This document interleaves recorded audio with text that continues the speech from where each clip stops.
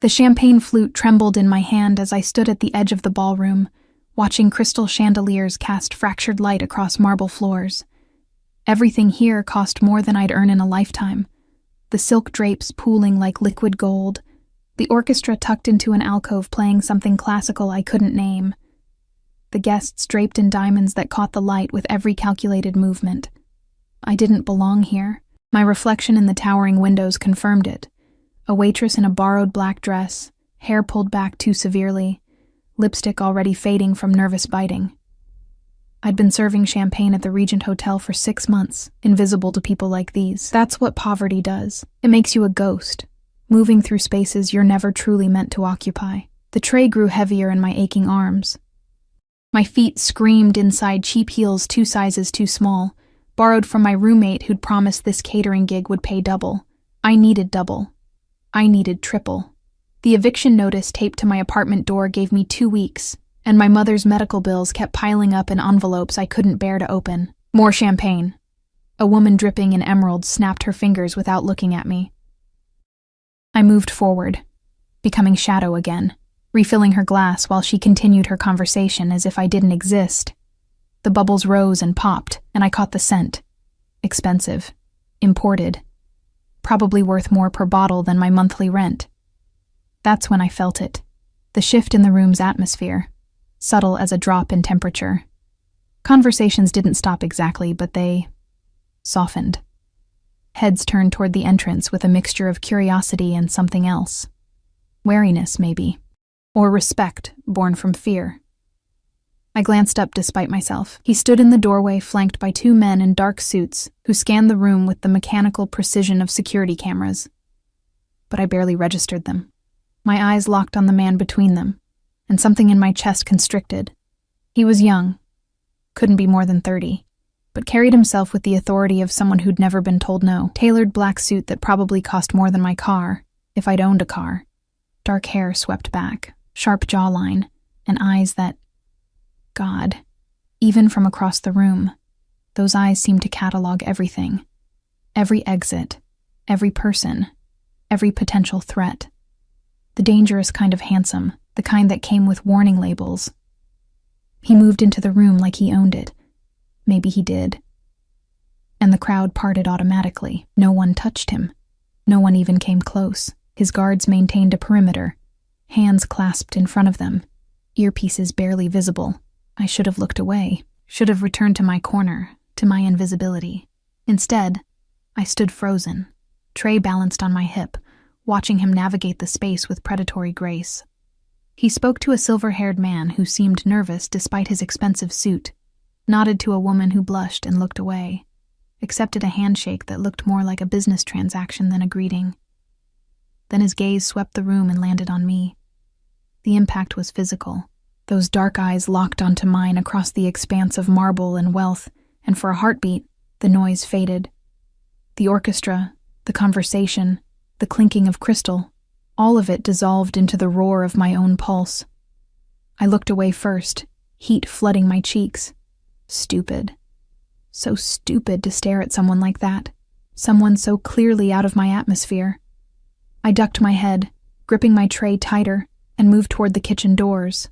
The service corridor was blessedly cool and quiet. I pressed my back against the wall, catching my breath like I'd run a marathon.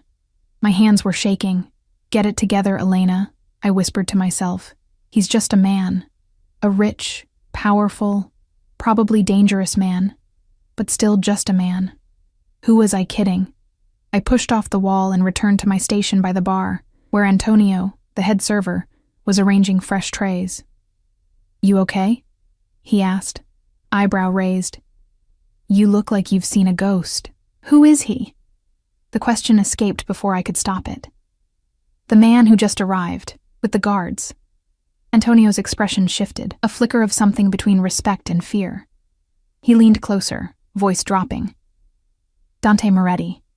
Don't stare at him. Don't talk to him. And for God's sake, don't get in his way. What does he do? Nothing legal. Antonio pressed a fresh tray into my hands. And nothing you want to know about. Now go. Table 7 needs refills, but I couldn't help glancing back toward the ballroom as I pushed through the doors.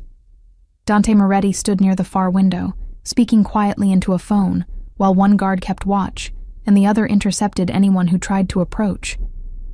Even from here, I could see the deference in people's postures, the way they gave him space. This was his world.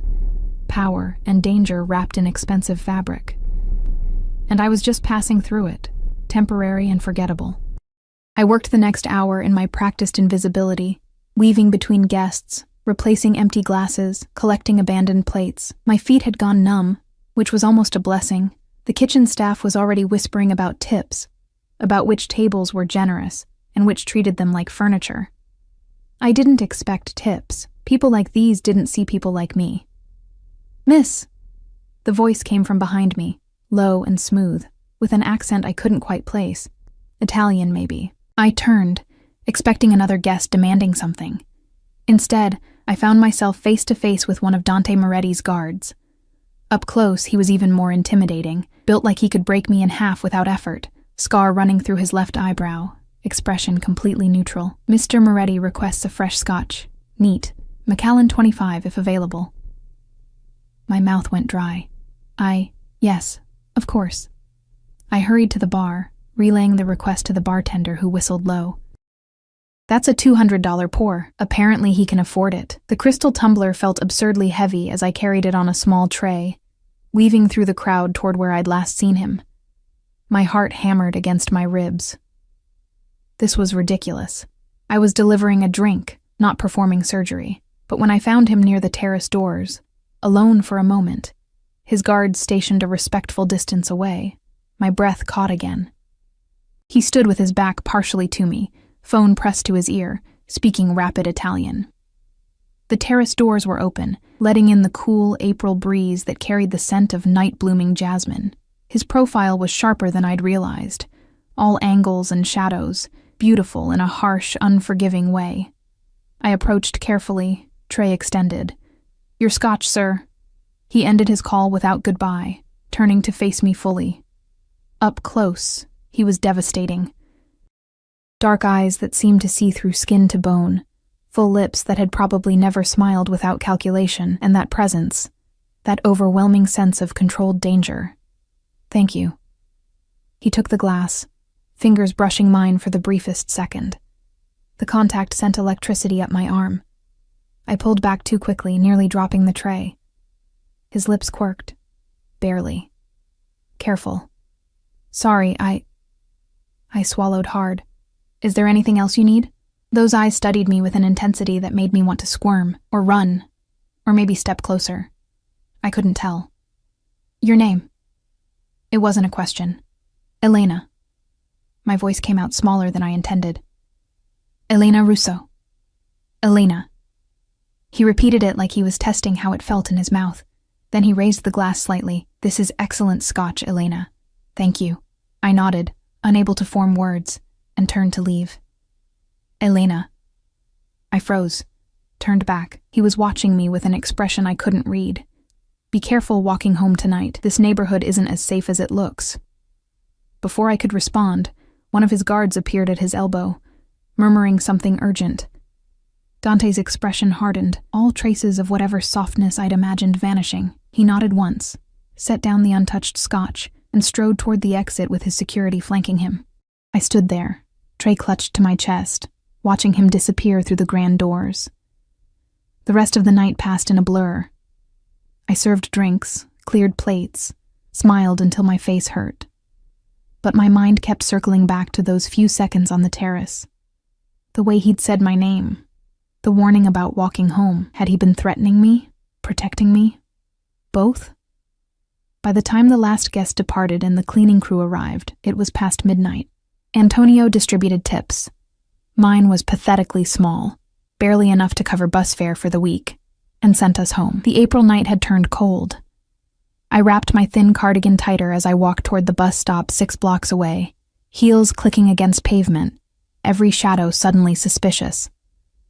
Dante's warning echoed in my head. This neighborhood isn't as safe as it looks. I walked faster. The street was empty, lined with expensive cars and darkened storefronts. My breath fogged in the air. The bus stop ahead glowed weakly under a flickering streetlight. Almost there. Then I heard the footsteps behind me. My spine stiffened. I didn't turn around, just walked faster, heart rate spiking. The footsteps matched my pace, getting closer. Panic clawed up my throat. I reached into my purse for my phone, fingers shaking. "Hey, sweetheart." The voice was slurred, aggressive. I glanced back to see two men in wrinkled suits, probably from the party, drunk and looking for entertainment they had no right to. I broke into a run. They laughed, chased. My cheap heels weren't made for running. One caught on a crack in the sidewalk, and I went down hard, knees slamming into concrete. Pain exploded up my legs. My purse spilled across the pavement. Phone, lipstick, the pathetic fold of bills from tonight's tips. Not so fast. Hands grabbed my arms, hauling me up. I screamed, twisting, kicking. One of them laughed, breath reeking of alcohol. The other grabbed my face, fingers digging into my jaw. "Let me go!" I clawed at his wrist. "We just want to have some fun." The headlights appeared suddenly, blinding. A black SUV screeched to a stop 10 feet away, doors flying open before it fully halted. Everything happened fast. Men in dark suits emerged. 4, maybe 5, moving with military precision. One grabbed the man holding me and slammed him against the nearest wall, hard enough that I heard the impact. The other drunk raised his hands, stumbling backward, stammering apologies. Then Dante Moretti stepped out of the SUV. The streetlight caught his face, all sharp shadows and cold fury. He surveyed the scene with those calculating eyes, lingering on my torn stockings, my bleeding knees, the trembling mess I'd become. "Get them out of my sight," he said quietly. His guards dragged the two men toward a different vehicle. One was crying. The other kept trying to explain, words tumbling over each other in desperate justification. Dante ignored them. He walked toward me slowly, hands in his pockets, expression unreadable. I tried to stand, wincing at the pain shooting through my legs. Failed, sat back down on the curb, humiliation burning hotter than fear. He crouched in front of me, close enough that I could smell his cologne, expensive, with notes of cedar and something darker. His eyes scanned my face, my torn dress, my scraped knees. "You're hurt." "I'm fine." A lie. I was shaking so hard my teeth chattered. "You're not fine." He reached out slowly, fingers brushing my chin, tilting my face toward the light. Checking for injuries, I realized. His touch was surprisingly gentle. "Did they—" "No. You stopped them before." I couldn't finish. His jaw tightened. He stood, offering his hand. "Come on." I stared at that outstretched hand like it might burn me. "I can take the bus. The bus doesn't come for another 40 minutes. You're bleeding, in shock, and those men might have friends." His voice left no room for argument. "Get in the car, Elena." The way he said my name, like he'd been thinking about it since the party, sent a shiver down my spine that had nothing to do with cold. Against every instinct screaming that getting into a car with a man like Dante Moretti was dangerous, I took his hand. His fingers closed around mine, strong and warm, and he pulled me to my feet with effortless strength. I stumbled, pain shooting through my knee, and his other hand caught my waist, steadying me. For a heartbeat, we stood too close. I could feel the heat of him through my thin dress, see the flecks of gold in his dark eyes, count the faint freckles across his nose that somehow made him more human. Then he guided me toward the SUV, hand never leaving my back. One of his guards opened the door. The interior was all black leather and tinted windows. Dante helped me inside, following, settling into the seat beside me with that same predatory grace. The door closed, sealing us in. "Where do you live?" he asked.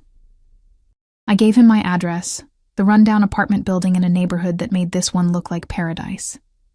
If he judged, it didn't show on his face. He relayed the information to the driver in Italian, and we pulled away from the curb. Silence filled the space between us. I pressed against the door, hyper-aware of every inch separating us. My heart wouldn't stop racing, whether from the attack or his proximity. I couldn't tell anymore. "Thank you," I whispered finally, "for stopping them." He glanced at me, expression inscrutable. "You shouldn't have been walking alone. I can't afford a car." "I know." Something about the way he said it, like he'd already looked into me, already knew things about my life I hadn't told him, made my skin prickle. How? I asked before I could stop myself. The corner of his mouth lifted, not quite a smile. I make it my business to know things. We drove through the city in silence after that, the partition between us and the driver raised. I watched the expensive neighborhoods give way to middle-class areas, then to the struggling blocks where people like me scraped by. My building came into view, crumbling brick, flickering neon sign, bars on the ground floor windows. Shame burned through me. He'd probably never set foot in a place like this. Never had to. The SUV stopped out front. "Thank you for the ride," I said, reaching for the door handle. His hand caught my wrist, gentle but firm. "Wait." I froze. He pulled something from his jacket, a business card, heavy stock, embossed lettering, held it out to me. "If anyone bothers you again, call that number." I took the card with trembling fingers. Just a phone number. No name, no title. "Why are you helping me?" He studied me for a long moment, those dark eyes searching for something in my face. When he spoke, his voice was softer than before, almost dangerous in its gentleness. "Because when I told you to be careful tonight, I meant it." He released my wrist slowly, fingers trailing against my pulse point. "And because I don't like seeing what's mine damaged." The possessiveness in that statement should have terrified me, should have sent me running. Instead, it ignited something low in my stomach that I absolutely could not afford to feel. "I'm not yours," I whispered. His smile was sharp enough to cut. "Not yet." I didn't sleep that night. Every time I closed my eyes, I saw Dante Moretti crouched in front of me on that sidewalk, the streetlight carving shadows across his face. Felt his fingers on my wrist, heard his voice saying those words that shouldn't have thrilled me, but did. Not yet. Like my belonging to him was inevitable. A foregone conclusion. I sat at my kitchen table as dawn broke through my threadbare curtains, the business card between my fingers. Heavy cardstock, expensive. Just 10 digits embossed in black ink, nothing else, no name, no company, no explanation. My knees were bandaged now, antibiotic ointment stinging beneath the gauze. My dress hung over the bathroom door, torn and ruined. I'd never be able to afford another one. The eviction notice still taunted me from the counter. 12 days left. I made coffee in my ancient percolator, the bitter smell filling my cramped studio apartment. Through the thin walls I could hear Mrs. Chen's television, Rodriguez's baby crying, the couple upstairs arguing in rapid Spanish, the sounds of poverty, of too many people crammed into too little space with too few options. This was my reality. Dante Moretti's world of black SUVs and bodyguards and scotch that cost more than my rent, that was a fantasy. A dangerous one. I tucked the card into my wallet anyway. Work at the diner started at 6. I showered in lukewarm water, dressed in my uniform, yellow polyester that had been washed so many times it had gone thin at the elbows, and caught the early bus downtown. My knees protested every movement, but I couldn't afford to call in sick. Maria's diner didn't offer sick days, and tips were already slim on weekday mornings. The breakfast rush was brutal. Truckers wanting coffee and eggs, construction workers arguing over the check, a regular who always tried to grab my ass when I refilled his cup. I dodged him with practiced ease, smiled until my face ached, and pretended my feet weren't screaming. By noon, I'd made $43 in tips, barely enough to buy groceries. "Table 6 needs water," Maria called from behind the counter, her accent thick despite 30 years in America. I grabbed a pitcher and headed toward the booth in the corner, then stopped dead. Dante Moretti sat in the cracked vinyl booth, looking completely out of place in his 3-piece suit, one of his guards standing by the door, another positioned near the bathrooms. He held a menu like he was actually considering the meatloaf special, but his eyes were on me. My hands started shaking, water sloshing in the pitcher. What was he doing here? "You going to stand there all day, or are you going to pour the man some water?" Maria's sharp voice cut through my paralysis. I forced my feet to move, approached the table with my heart in my throat. Up close, in the harsh fluorescent lighting of the diner, he was somehow even more devastating than he'd been last night. Dark circles under his eyes suggested he hadn't slept either, but it only made him look more dangerous, more real. "Good morning." My voice came out steadier than I felt. Can I get you something besides water? Coffee. Black. His eyes never left my face. And whatever you recommend for breakfast. The pancakes are good. Hash browns are edible. His mouth quirked. Pancakes, then. I wrote down the order with trembling hands, acutely aware of every customer now staring at us. At him. At his guards who looked like they'd wandered off a movie set. This was a neighborhood diner in a poor part of town. Men in $1,000 suits didn't eat here. I'll have that right out. I turned to leave. Elena. I froze. Turned back slowly. He leaned back in the booth, fingers drumming once on the scarred table. How are your knees? Heat flooded my face. Several customers were definitely listening now, not even pretending otherwise. Fine. Thank you. Good. He paused. You kept the card. It wasn't a question. How did he know? I should get your order in, I managed. His smile was faint, but unmistakable. Of course. I fled to the kitchen, where Maria grabbed my arm immediately. Who is that man? Just someone from the party last night. Just someone? Maria's eyes were sharp. Elena, men like that don't come to places like this for pancakes. Whatever this is, be careful. I nodded, but careful felt impossible when my entire body was humming with awareness. I could feel him watching me through the order window as I moved through my section, refilling coffee, taking orders, wiping down tables. When I brought his pancakes, golden and fluffy, Maria's secret recipe, he was on his phone, speaking quiet Italian. He ended the call as I set the plate down. Anything else? I asked. Sit. I'm working. Sit, Elena.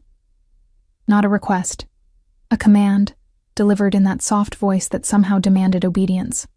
I glanced at Maria, who nodded reluctantly, slid into the booth across from him, hyper-aware of the vinyl's cracks beneath my thighs, the stickiness of the table. How utterly wrong he looked in this place. He cut into the pancakes with surgical precision, took a bite. His eyebrows rose slightly. These are excellent. Maria's been making them for 30 years. You've worked here long? 2 years. It's my second job. He set down his fork. Second? I waitress at the Regent on weekends, work here during the week. And I pick up catering gigs when I can. Why was I telling him this? Not that it's any of your business. Everything about you is my business now. The possessiveness in his tone sent a shiver down my spine. You can't just claim people. Can I? He took another bite, chewing slowly, watching me with those calculating eyes. You're in debt. Your mother's medical bills alone exceed $200,000. Your apartment building is being sold, and you have less than 2 weeks to find somewhere else to live. You work 80 hours a week and still can't make ends meet. The blood drained from my face. How do you know that? I told you. I make it my business to know things. I couldn't find words. Invasion of privacy seemed too small. That's stalking. That's due diligence. He pushed the plate aside, leaning forward, voice dropping. I'm going to make you an offer, Elena. I suggest you listen carefully. My heart hammered against my ribs. What kind of offer? Marriage. The word hung between us like a bomb waiting to detonate. I laughed. Couldn't help it. The sound came out high and slightly hysterical. You're insane. I'm practical. He didn't smile. I need a wife. You need money. It's a simple business arrangement. Business arrangement? I repeated, incredulous. Marriage is exactly that. A contract, an exchange of assets and benefits. He pulled an envelope from his jacket, set it on the table between us. Open it. My hand shook as I lifted the flap. Inside was a single piece of paper. A check for $500,000. I stopped breathing. That's just the signing bonus, Dante continued, voice calm as if discussing the weather. The actual contract includes full medical coverage for your mother, a penthouse apartment, a monthly allowance, and complete debt forgiveness. In exchange, you'll be my wife for 1 year, public appearances, family events, playing the role when necessary. After 12 months, we divorce quietly, and you walk away with everything. I stared at the check. at more money than I'd see in 10 lifetimes, at the solution to every problem crushing me. "Why?" I whispered. "Why me?" His expression shifted, something dark flickering behind his eyes. "Because I need someone who won't ask questions. Someone who understands this is business, nothing more. Someone who'll play the part and walk away when it's over. But why marriage? Why not just hire someone?" "My grandfather is dying." The words came out flat, emotionless. "He wants to see me married before he goes. Settled. Safe. He thinks a wife will make me legitimate, keep me out of trouble." His mouth twisted. "He's wrong. But I owe him this." I looked at the check again. $500,000. My mother's surgery. A real apartment. Food that wasn't ramen. A future that didn't involve working myself to death. But marrying a stranger? A dangerous man who'd investigated my entire life without permission? Who looked at me like I was a problem to be solved rather than a person. "I can't," I breathed. "You can't afford not to." He leaned back, adjusting his cufflinks with practiced ease. "I'm not asking you to love me, Elena. I'm not even asking you to like me. I'm offering you a way out of the hole you're drowning in. 1 year of pretending, and you're free. What if I say no?" His smile was sharp. "Then you go back to working yourself to death. Lose your apartment. Watch your mother's condition deteriorate because you can't afford her medication. And hope those men from last night don't have friends who remember your face." The threat was implicit, but clear. He could protect me. Or he could withdraw that protection. That's blackmail. That's reality. He stood, dropping cash on the table. Far too much for pancakes and coffee. "You have 24 hours to decide. My number's on the back of the check." He walked out, his guards falling into step behind him, leaving me sitting in the booth with a check for $500,000 burning a hole in my hand. Maria appeared at my elbow. Dios mío. What was that about? I couldn't answer. Couldn't breathe. Couldn't think past the number on that check and the impossible choice it represented. The rest of my shift passed in a fog. I spilled coffee, forgot orders, moved through the motions like a ghost. When my replacement arrived at 3, I caught the bus home in stunned silence. The apartment felt even smaller than usual. The walls pressing in, the ceiling too low, the single window facing a brick wall that blocked out most of the sun. This was my life. This cramped, suffocating box where I counted pennies and rationed meals and prayed nothing else would break because I couldn't afford to fix it. I pulled out my phone, dialed my mother's care facility. "Sunny Meadows, how can I help you?"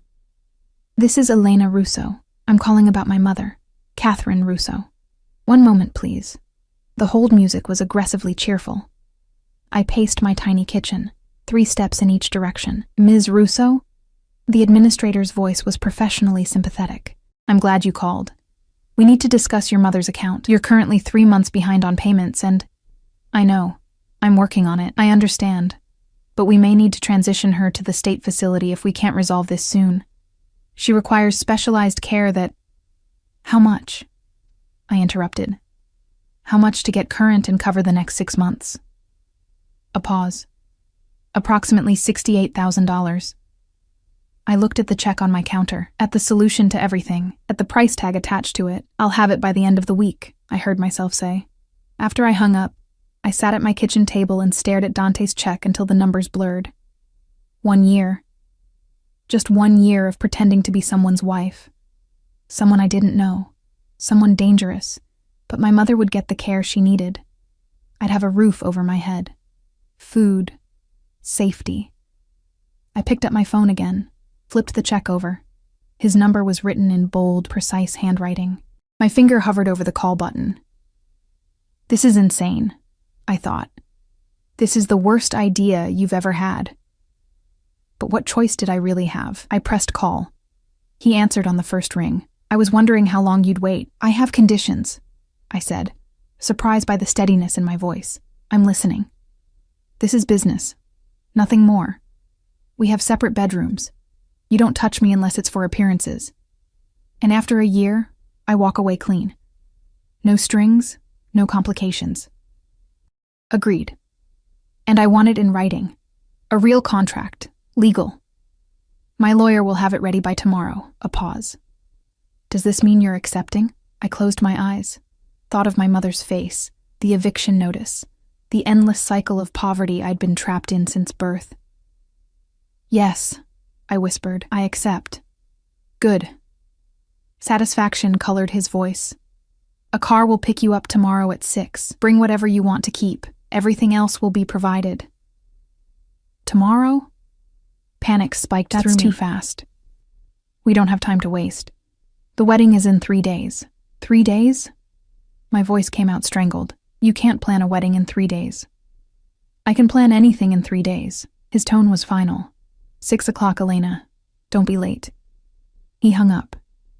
I sat in my apartment, phone pressed to my ear, listening to dead air and wondering what I'd just agreed to. The check sat on the table, gleaming like a devil's bargain, because that's exactly what it was. I'd just sold myself to Dante Moretti for the price of my mother's life and my own survival. And God help me, I didn't know if I'd made the best decision of my life or signed my own death warrant. The sun set beyond my brick wall window, shadows creeping across the floor, and I sat in the growing darkness with a check that would change everything, and a fear that whispered I'd just stepped into a cage I'd never escape. Tomorrow, my old life would end. Tomorrow, I'd become Mrs. Dante Moretti. Tomorrow, I'd learn exactly what price I'd really agreed to pay. The black SUV arrived at exactly 6 o'clock. I stood on the sidewalk with 2 garbage bags containing everything I owned. Some clothes, a few photos, my mother's jewelry box, a handful of books I couldn't part with. Pathetic, really. 26 years of life reduced to trash bags. The same guard from the diner, I'd learned his name was Marco, loaded my bags into the trunk without comment. His expression remained neutral, but I caught something that might have been pity flash across his face. "Miss Russo," he said, opening the rear door. The interior smelled like leather and expensive cologne. Dante sat in the far seat, typing on his phone, barely glancing up as I climbed in. He wore another impeccable suit, charcoal this time, with a burgundy tie that probably cost more than my entire wardrobe. The door closed. We pulled away from my building, from the only home I'd known for 2 years. I didn't look back. "You travel light," Dante observed, still focused on his screen. "I don't have much worth keeping. That will change." He finally looked at me, dark eyes scanning my face with that unnerving intensity. "You look exhausted." "I didn't sleep." "Second thoughts?" "About 1,000 of them." I gripped my purse tighter. "But I already cashed your check this morning. Paid my mother's facility through the end of the year. So I guess I'm committed now." His mouth curved slightly. "Smart. Securing your interests before the contract is even signed. You said you'd have it ready today." "I did." He reached into his briefcase, pulled out a thick document bound in leather. "My lawyer worked through the night, read it carefully. Ask questions. Once you sign, the terms are binding." I took the contract with trembling hands. The weight of it felt ominous. Flipped to the first page and started reading. The language was dense, legal jargon that made my head spin, but the key points emerged clearly. 1-year marriage contract, $500,000 signing bonus, already paid. Monthly allowance of $20,000. Penthouse apartment in his building, separate bedroom. Full medical coverage for my mother. All my debts cleared. In exchange, I'd attend all required public events as his wife. Maintain the appearance of a legitimate marriage. Follow security protocols. Keep the arrangement confidential under penalty of lawsuit. And one clause that made my stomach clench. The wife agrees to cohabitate with the husband and present a united front to family members, particularly during visits with the husband's grandfather, Lorenzo Moretti. What does this mean exactly? I pointed to the clause. Present a united front? It means you smile, hold my hand, and convince my grandfather we're in love. His voice was matter-of-fact. He's traditional. He won't accept anything less than a real marriage. So I have to lie to a dying man. You're being paid very well to lie. No apology in his tone. Is that a problem? I stared at the contract, at the life raft it represented. No problem. We drove in silence while I read through the remaining pages. Terms of divorce after 1 year. Division of assets. I kept everything he'd given me. Non-disclosure agreements, penalty clauses if I violated the terms. It was airtight, cold, transactional. Exactly what he'd promised. There's nothing here about... I paused, choosing words carefully. Physical expectations, because there are none. He set his phone aside, giving me his full attention. I told you. Separate bedrooms. This is business. I won't touch you unless it's necessary for appearances, holding hands, an arm around your waist at events, nothing more. And you expect me to believe you'll be okay with a celibate marriage for a year? His smile was sharp. I didn't say I'd be celibate. I said I wouldn't touch you. He leaned forward slightly. What I do outside our arrangement is my business. As long as you're discreet, what you do is yours. The implication hung heavy between us. An open marriage. Freedom to seek satisfaction elsewhere. It should have been a relief. Instead, something uncomfortable twisted in my chest. I see. I looked back at the contract, unable to meet his eyes. Where do I sign? He produced a pen. Heavy, expensive, probably worth more than my old rent. Handed it to me. I signed on the designated lines, my signature looking childish next to his bold scrawl. With each stroke of the pen, I felt the cage door closing. Congratulations, Elena. He took the contract back, tucking it into his briefcase. In 3 days, you'll be Mrs. Moretti. The SUV turned into an underground parking garage, descending past numbered levels until we reached what must have been private parking. Only 3 cars here, a sleek sports car that looked like it belonged in a museum, another SUV identical to this one, and a motorcycle that gleamed under the fluorescent lights. This is home, Dante said as we exited the vehicle. A private elevator required a key card. We rode up in silence, my reflection in the polished doors, showing a pale, terrified woman standing next to a man who looked carved from marble. The elevator opened directly into the penthouse. I stepped out and forgot to breathe. Floor-to-ceiling windows overlooked the city skyline. The space was massive, all clean lines, modern furniture, and art that probably cost more than most people's houses. Kitchen with marble countertops and appliances I'd only seen in magazines. Living area that could fit my old apartment 3 times over. Your room is this way. Dante led me down a hallway, Marco following with my pathetic garbage bags. He opened a door to a bedroom that made me want to cry. King-sized bed with crisp white linens. Ensuite, bathroom with a soaking tub. Walk-in closet currently empty except for my 2 bags looking lost in the corner. The closet will be filled by tomorrow, Dante said. A stylist will come in the morning to take your measurements. You'll need appropriate clothing for the wedding and subsequent events. I can buy my own clothes. The words came out defensive. Not the kind you'll need. His tone wasn't cruel, just factual. The people will be around judge everything. Shoes, jewelry, how your dress fits. I won't have my wife looking, he trailed off. Poor, I finished bitterly. Out of place? I was going to say uncomfortable. He moved toward the door. But yes, in this world, appearance is everything. You need to look like you belong. I'll never belong in your world. He paused in the doorway, looking back at me with an expression I couldn't read. No, you won't, but you'll learn to pretend convincingly. That's all that matters. He left, closing the door behind him. I stood in the center of my golden cage, surrounded by luxury I'd never dreamed of, and felt more trapped than I ever had in my cramped studio. That night, I soaked in the enormous bathtub until my skin pruned, trying to wash away the feeling that I'd made a terrible mistake. The water was hot enough to hurt, but I welcomed the pain. It felt real. Everything else felt like a dream. Or a nightmare. The next morning, I woke to knocking. Stumbled to the door in the silk pajamas I'd found laid out on the bed, another gift I hadn't asked for, and found a woman with severe black hair and measuring tape draped around her neck. Elena Russo? Her accent was French, crisp. I'm Vivian. I'll be dressing you for the wedding and subsequent events. She swept into the room without waiting for invitation, followed by 2 assistants carrying garment bags and boxes. For the next 3 hours, I was measured, dressed, undressed, and dressed again in an endless parade of fabric and style. Vivienne circled me like a predator, adjusting seams, tutting at my posture, making notes in rapid French. You have good bones, she finally declared. The malnutrition has made you too thin, but we can work with it. For the wedding, I'm thinking Valentino. Simple, elegant, white, but not virginal. Mr. Moretti was specific about that. Heat flooded my face. He told you this isn't a real marriage? Mr. Moretti tells me what he needs me to know. She held up a swatch of ivory silk. And I don't ask questions. I suggest you learn the same. By noon, my closet had been transformed.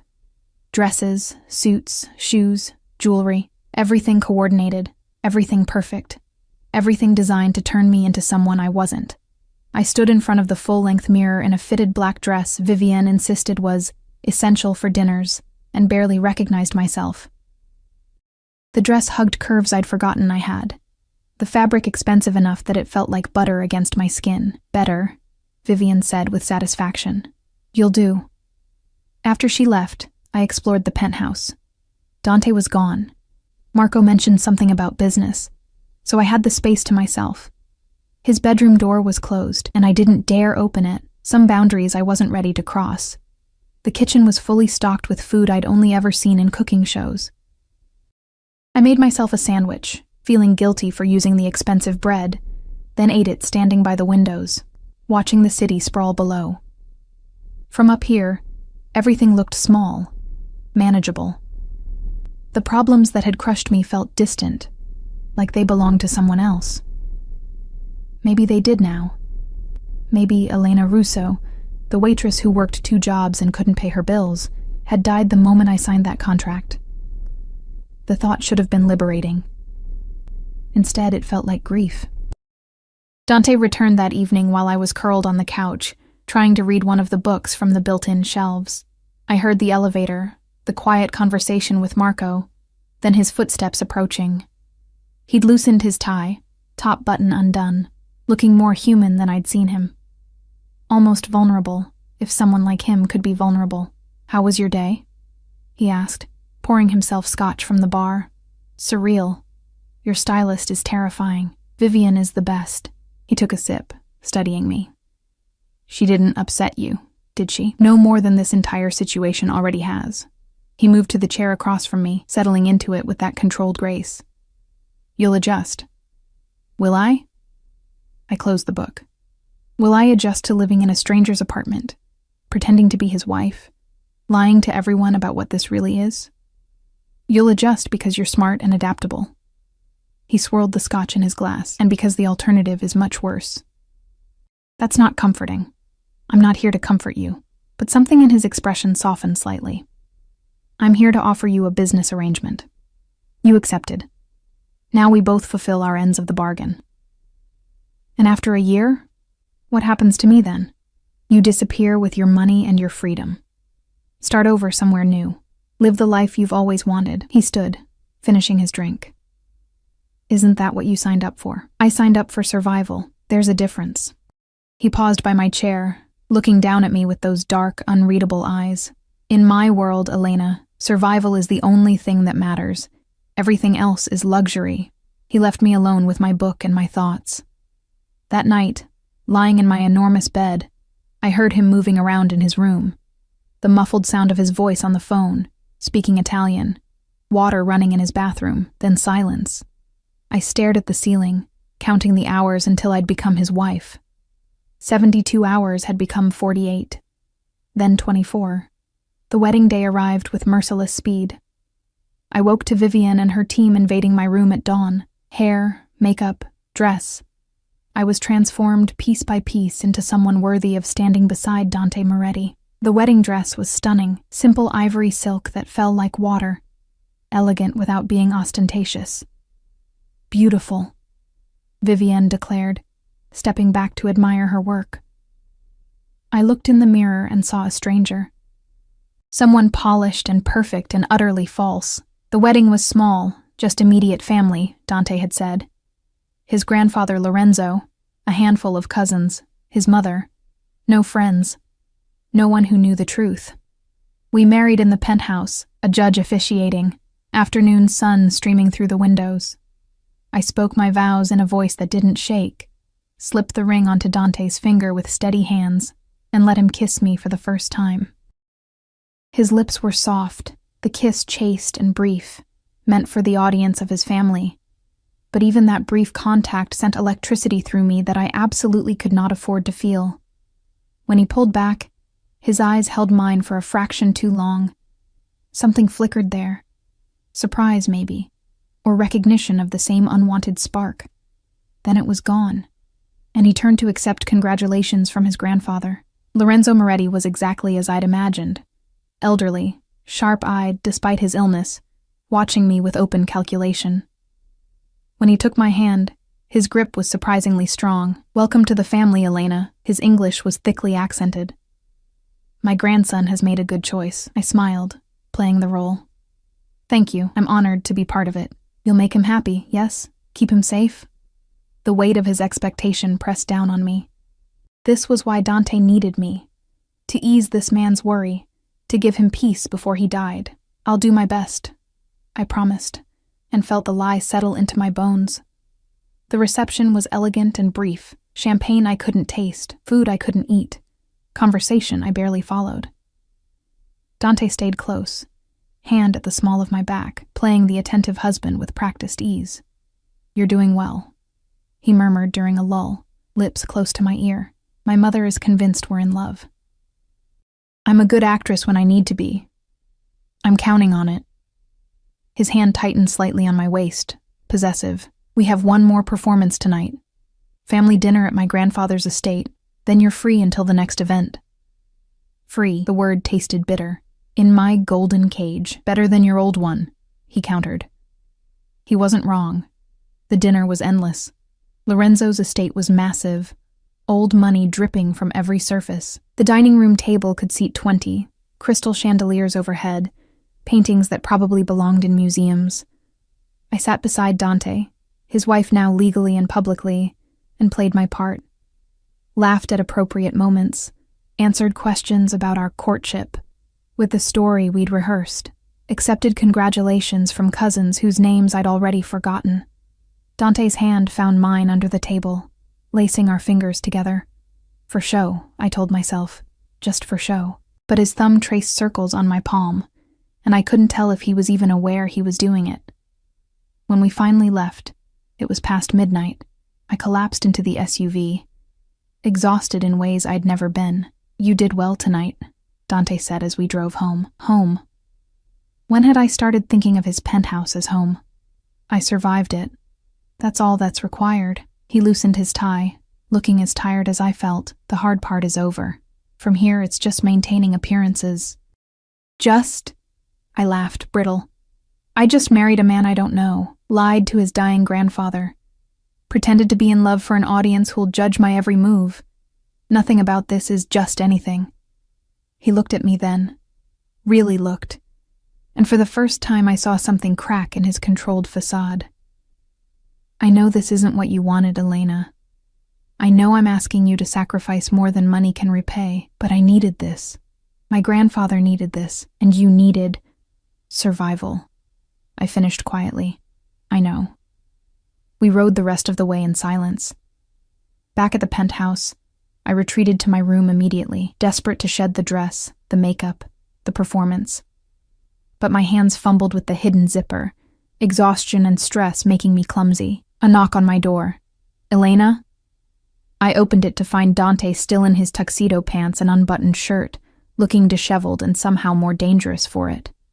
"I can't get the zipper," I admitted, too tired for pride.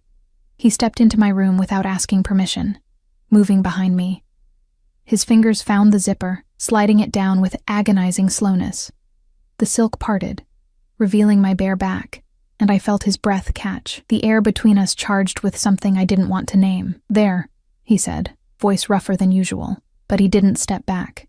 His hand lingered at the small of my back, skin on skin, burning. I should have moved away, should have thanked him and closed the door. Instead, I turned to face him. We stood too close in my bedroom, his shirt open, my dress falling off my shoulders. The intimacy of it overwhelming despite the business arrangement between us. "Dante, this doesn't change anything," he said quickly. "The contract stands. Separate rooms. No complications." "Right, no complications. but neither of us moved. His eyes dropped to my lips, and I saw the war playing across his face. Want versus control. Desire versus the terms we'd agreed to. Control won. It always would with him. He stepped back, breaking the spell. "Good night, Elena." "Good night." He left, closing the door softly behind him. I stood alone in my wedding dress, half undone, feeling the ghost of his touch on my skin. We'd been married less than 12 hours, and already the lines we'd drawn were blurring. This was supposed to be simple, a business arrangement. 1 year, and done, but nothing about Dante Moretti was simple. And I was beginning to realize I'd underestimated the cost of this bargain. The dress pooled at my feet, silk and lace and lies, and I wondered how I'd survive a year of this without losing myself completely. 3 weeks into the marriage, I learned that Dante Moretti didn't sleep. Or if he did, it was in fragments I never witnessed. I'd wake at 2 a.m. to hear him on the phone in his office, speaking rapid Italian. At dawn, I'd find him in the gym that occupied half of the lower level, pounding a heavy bag with wrapped fists until sweat soaked through his shirt. He was always controlled, always contained, but in those early morning hours, I caught glimpses of something underneath, a restlessness that matched my own. We'd settled into a strange routine. Breakfast together when his schedule allowed, careful conversation about nothing important. He'd leave for meetings I wasn't privy to, guarded by Marco and his team. I'd spend my days in the penthouse, reading, calling my mother's facility, trying to fill the empty hours. At night, we'd have dinner together. Sometimes in comfortable silence, sometimes with halting attempts at getting to know each other that never went deeper than surface details. It was polite, civil, exactly what we'd agreed to, and it was driving me slowly insane. "There's an event tonight," Dante announced over breakfast on a Thursday morning. "Charity gala. We need to make an appearance." I set down my coffee. "How long?"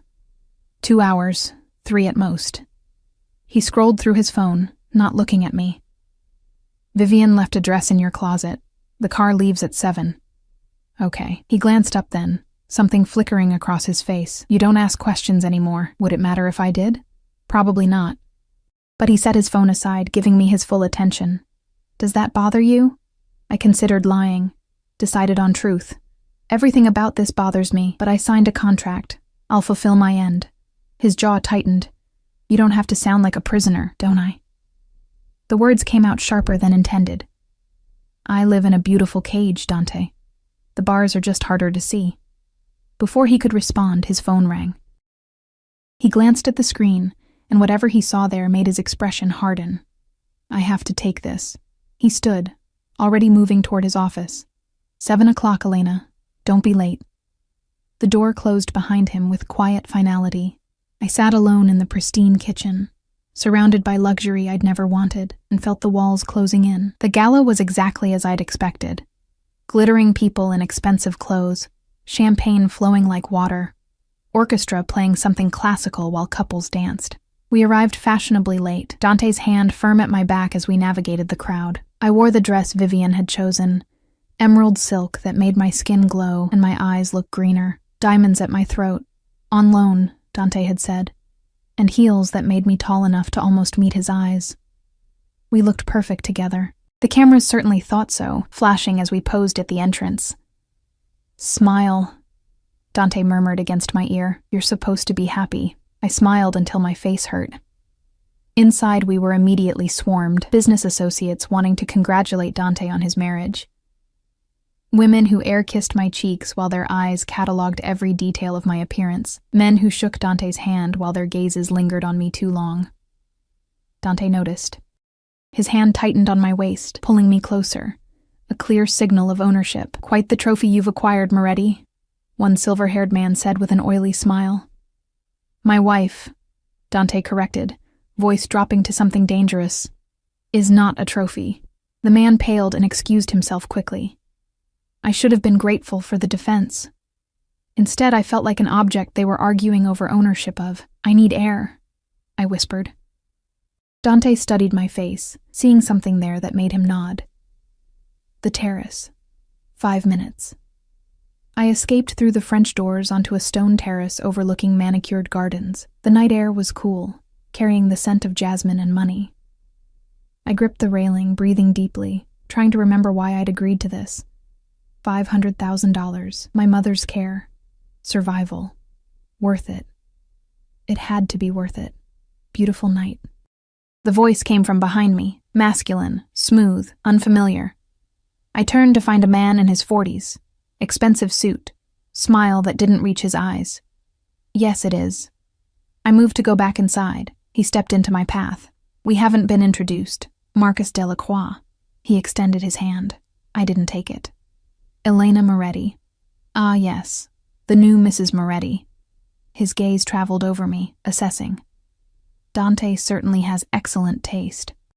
Though I have to wonder what a woman like you sees in a man like him. Warning bells rang in my head. Excuse me? Come now. We both know what he is, what he does. Marcus moved closer, and I caught the smell of expensive whiskey on his breath. A beautiful woman like you, married to someone with that much blood on his hands, must be quite the financial arrangement. My heart pounded. I don't know what you're talking about. No? His smile sharpened. Then you're either very naive or very well paid. I'm guessing the latter. He reached out, fingers brushing my bare arm. If you ever get tired of playing house with a monster, I could offer you something better, something real. I jerked away, but he grabbed my wrist, gripped tight enough to hurt. Let go. Not until we've finished our conversation. The hand on my wrist disappeared, as Marcus was suddenly slammed against the stone railing hard enough that I heard the air leave his lungs. Dante had him by the throat, eyes black with fury, every line of his body radiating lethal intent. Touch her again, Dante said softly, and I'll break every bone in your hand before I throw you off this terrace. Marcus's face turned purple. I was just talking. You were touching my wife. The emphasis on the last word was pure possession. Without her permission, that's the last mistake you'll make tonight. He released Marcus, who stumbled away, gasping. Marco appeared from nowhere, he and another guard flanking Marcus. Sir, escort Mr. Delacroix out. Make sure he understands he's not welcome at any events I attend. Dante's voice was ice. Ever. They dragged Marcus away, his protests fading as they disappeared into the garden. Dante turned to me, fury still etched across his features. Did he hurt you? I rubbed my wrist where Marcus had grabbed me. I'm fine. Let me see. He took my hand gently, examining my wrist. A red mark was already forming, his jaw clenched. I should have broken his hand. You threatened to throw him off a terrace. I still might. He released my hand slowly. No one touches you. No one threatens you. I don't care who they are or what business we have with them. You're mine to protect. The possessiveness in his voice should have scared me. Instead, heat flooded through me. I'm not actually yours, I reminded him quietly. This is just a contract. I know. But his eyes said something different. Doesn't change the fact that while you wear my ring, you're under my protection. That means something in my world. What does it mean? He stepped closer, and I could smell his cologne, feel the heat of him. It means anyone who hurts you answers to me. It means you're safe, Elena, always. We stood too close on the terrace, his words hanging between us like a promise, or a threat. I couldn't tell which. We should go back inside, I managed. No. He pulled out his phone, texted something. We're leaving. I'm done with this circus. But you said... I don't care what I said. He took my hand, lacing our fingers together. You're shaking. We're going home. The drive back was silent. Dante still held my hand, thumb tracing patterns on my palm like he had at the wedding. I didn't pull away. Couldn't bring myself to break the contact. At the penthouse, he walked me to my bedroom door. Thank you, I said quietly. For tonight. For defending me. His expression softened fractionally. You don't have to thank me for that. Still, I searched for words. It felt real, for a moment. Something flickered in his eyes. Elena. Whatever he was going to say died as his phone rang. He glanced at it, and I saw his entire body tense. I have to take this, but he hesitated. looking at me like he wanted to say something else. "Get some rest. We'll talk tomorrow." He answered the call, already walking toward his office, voice dropping into Italian. I went into my room and closed the door, leaning against it. My wrist still tingled where Marcus had grabbed me. But more than that, I could still feel Dante's hand in mine, the way he'd defended me without hesitation. The fury in his eyes when he'd seen someone hurting me. You're mine to protect. This was supposed to be business, a transaction, nothing more. But the way Dante had looked at Marcus, like he'd kill him for touching me, that wasn't business. And the way my heart had raced when Dante held my hand, when he called me his wife with such conviction, that wasn't professional distance. The lines were blurring, had been blurring since the moment I signed that contract.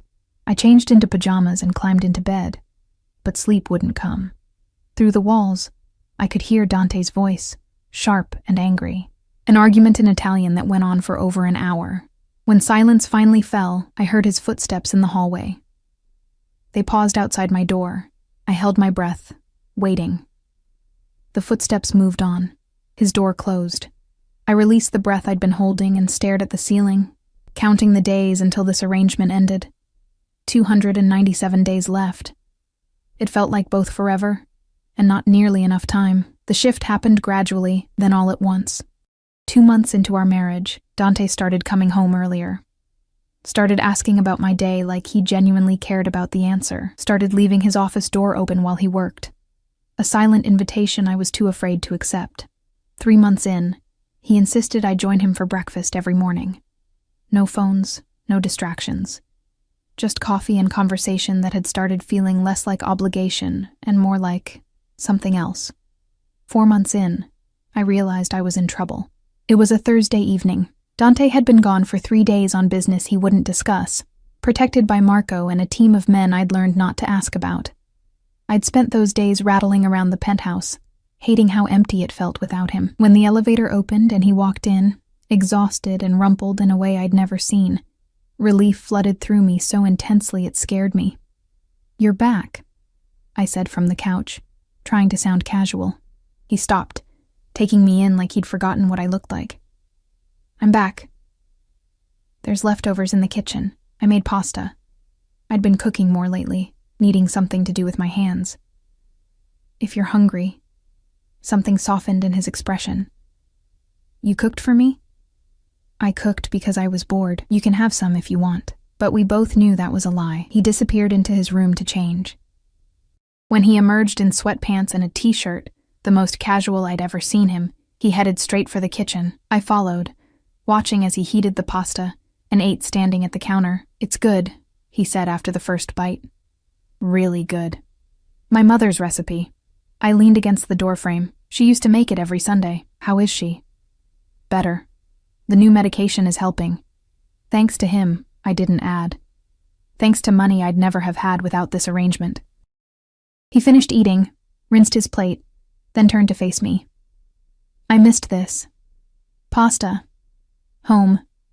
The word hung between us, weighted with meaning. "I missed coming home." My heart stuttered. "Dante, I know what you're going to say." He moved closer and I couldn't make myself step back. "This is just business. A contract. 1 year and done. I know the rules, Elena. I wrote them. Then why does it feel like we're breaking them?" "Because we are."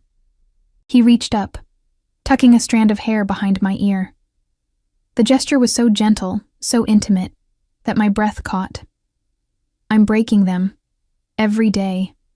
Every time I come home and hope you'll be here. Every time I catch myself thinking about you during meetings. Every time someone looks at you and I want to..." He cut himself off, jaw clenching. "Want to what?" I whispered.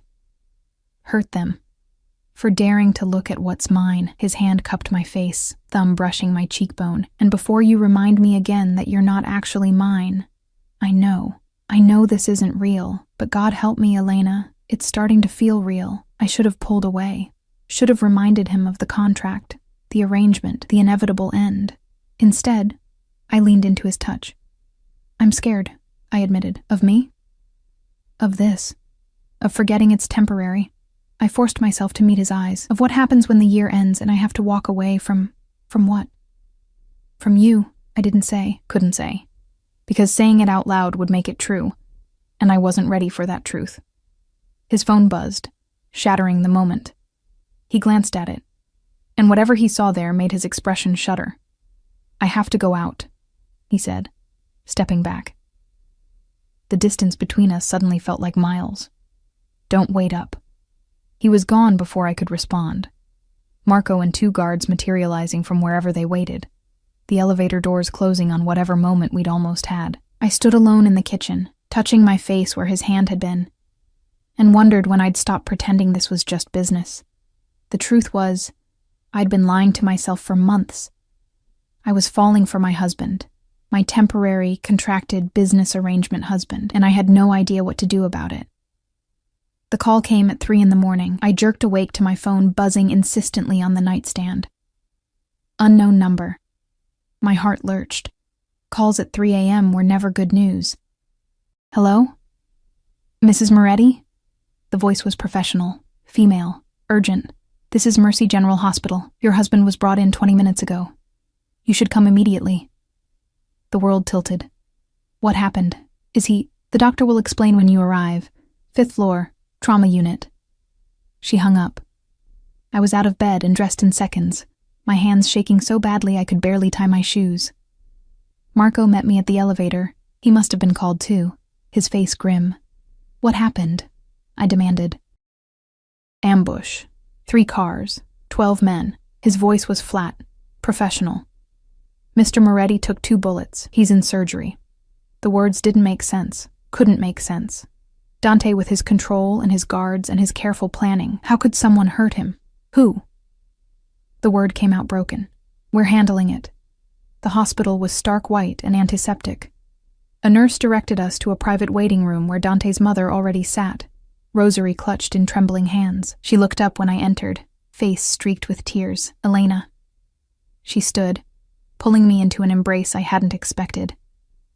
Thank God you're here. He kept asking for you. Before they took him to surgery, he kept saying your name. Something cracked in my chest. I sat beside her, holding her hand, watching the clock tick away minutes that felt like hours. Marco stood by the door, phone pressed to his ear, orchestrating whatever response Dante's organization was mounting. Lorenzo arrived with 2 of Dante's cousins. More family materialized. They filled the waiting room with quiet conversation and prayers, a reminder that beneath the danger and the darkness, these people loved him, and so did I. The realization hit like a physical blow. I loved him. Not the careful, guarded version he showed the world. Not the business arrangement or the contract or the protection he offered. I loved the man who came home exhausted and ate my pasta, who defended me without hesitation, who looked at me like I was something precious, even while reminding us both it was temporary. I loved Dante Moretti, and he might die without knowing. The surgeon emerged 4 hours later, still in scrubs, exhaustion evident in every line of his body. He's stable, he announced, and the room released a collective breath. 1 bullet missed major arteries. The other did some damage to his shoulder, but we repaired it. He'll need physical therapy, and recovery will take time, but he should make a full recovery. Can I see him? I asked before anyone else could. The surgeon nodded. He's in ICU, family only, 2 at a time. Dante's mother looked at me, reading something in my face. You go first, Elena. He'd want that. The ICU was quiet, except for the beeping of monitors. A nurse led me to his room, warned me about the tubes and machines, then left me alone with him. He looked smaller in the hospital bed, vulnerable in a way I'd never seen. His chest was bandaged, arms bruised from IVs, face pale beneath his tan, but he was breathing. Alive. I pulled a chair close, taking his hand carefully, mindful of the IV. You idiot, I whispered. You absolute idiot. You're supposed to be untouchable. You're supposed to be safe. His fingers twitched in mine. I know you probably can't hear me, but I need to say this. I pressed my forehead against our joined hands. I love you. I know I'm not supposed to. I know this violates every term of our agreement, but I love you, Dante Moretti. And you better wake up so I can tell you properly, so I can fight about it. so we can figure out what the hell we're going to do about this mess we've made. Elena. His voice was hoarse, barely audible. My head snapped up. His eyes were open, cloudy with pain medication but focused on me. You're awake. Oh God, you're awake. Tears spilled down my cheeks. Don't ever do that again. Do you hear me? Don't ever. You love me, he interrupted, the corner of his mouth lifting slightly. That's what you focus on? You just got shot twice. You love me, he repeated, wonder in his voice. His hand tightened on mine. Say it again. I love you, you impossible man. I was crying and laughing and furious all at once. And you better love me back because I've wasted 4 months pretending I didn't feel this way. And if this is one-sided, I'm going to— He pulled me down with surprising strength, kissing me through the pain medication and the tears and the machines, not the chaste kiss from our wedding. This was real, desperate, full of everything we'd been holding back. When we broke apart, he pressed his forehead to mine. I fell in love with you the night you spilled champagne on your tray because I made you nervous. Everything since then has been me trying to convince myself it was just business. We're terrible at business then, the worst. He kissed me again, softer this time. The contract. Burn it. I don't care about the money or the apartment or any of it. I just want you. The real you, not the arrangement. Elena. My name was a prayer on his lips. I'm not an easy man to love. My world is dangerous. People will always be trying to hurt me. Which means they'll try to hurt you. Are you sure? I've never been more sure of anything. I cupped his face, careful of his injuries. We'll figure it out together. The danger, the complications, all of it. As long as you promise me this is real now. No more contracts, no more pretending, no more pretending, he agreed. Just you and me, for however long you'll have me. That's going to be a very long time.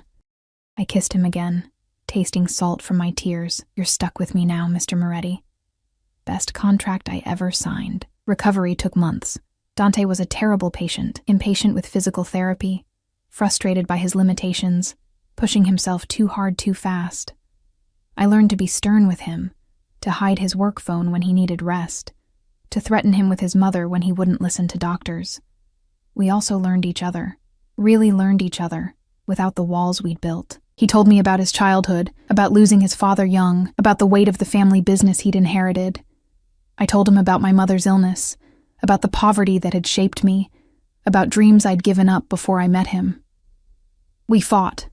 Passionate, fierce arguments about his protection detail, my stubborn independence, the balance between his dangerous world and my need for normalcy. But we always came back together, learning that loving each other meant accepting all the complicated, messy parts. Lorenzo passed away 6 months into our marriage, peacefully in his sleep. At the funeral, surrounded by family, Dante held my hand and whispered, "He died happy. Because of you. Because he thought I'd found love." He wasn't wrong, I whispered back. No, he wasn't. The 1-year mark came and went without mention. We burned the contract in the fireplace one night, watching the paper curl and blacken, the terms that had brought us together turning to ash. What now?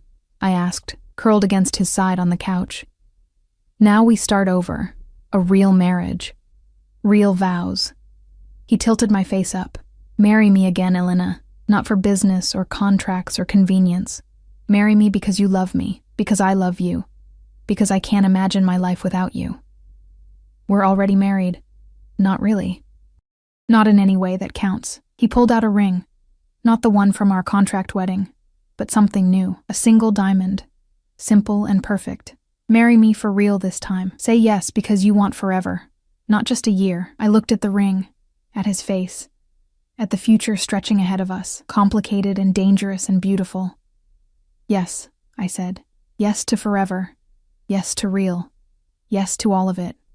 He slid the ring onto my finger, and this time, when he kissed me, it tasted like promises we'd actually keep. We married again 3 months later.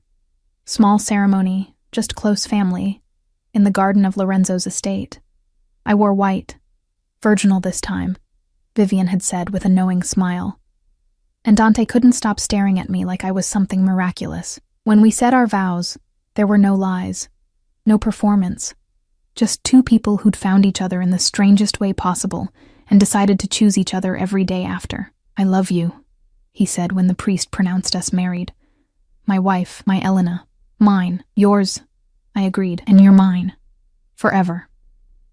"Forever," he promised. And this time we both knew it was real.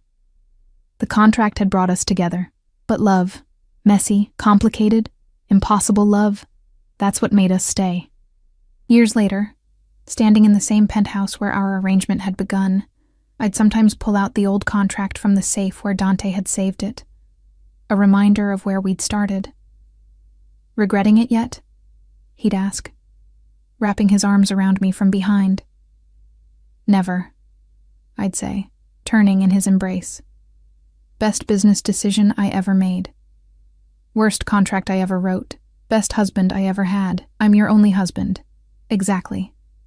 And he'd kiss me like he had that first time in the hospital, desperate and real and full of forever. Our story started with a lie, a business arrangement, a contract meant to last 1 year and end cleanly. But some lies become truth, some arrangements become forever.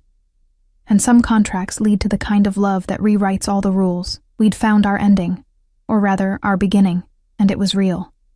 Finally. Wonderfully,